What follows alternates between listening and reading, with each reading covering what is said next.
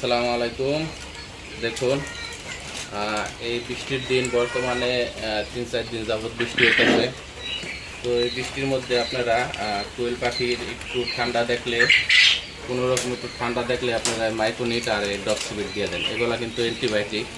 আর আমি যে কাজটা করি, ফার্স্টে যখন এই ঠান্ডার দেখি কোয়েল পাখির বা আমার কামড় মুরগির, তখন এই নাপাসটা আর রেনামাইসিন এই ট্যাবলেটটা খুব সুন্দর কাজ করে। আমি এই ট্যাবলেটটাই ফার্স্টে 2-3 দিন দিই, এতে আমার পাখি সুস্থ হয়ে যায় মাশাল্লাহ। আর অ্যান্টিবায়োটিকটা আমি খুব কম দিই। যখন দেখি একবার বেশি না পায় একটা বা রেনামাইসিনে কাজ করতেছে না, তখন আমি অ্যান্টিবায়োটিকটা দিই। আর অ্যান্টিবায়োটিকটা না পাসটা এগুলো গুঁড়া করতে হয় আগে, এরকম কিছুতে গুঁড়া করবেন।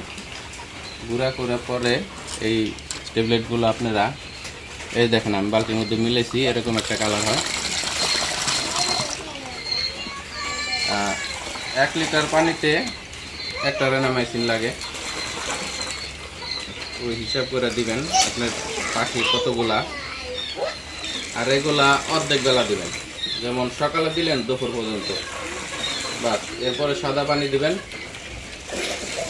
তারপরে আবার যদি দেখেন পাখির বেশি সমস্যা, তাহলে রাত্রে আবার মেডিসিনটা দিবেন। দেখেন এতে এই রেনামাইসিনটা খুব সুন্দর কাজ করে। আমি এই পর্যন্ত ভালো ফলাফল পাইছি রেনামাইসিনে। তো ভিডিওটা ভালো লাগলে চ্যানেলটি সাবস্ক্রাইব করে রাখবেন। আসসালামু আলাইকুম।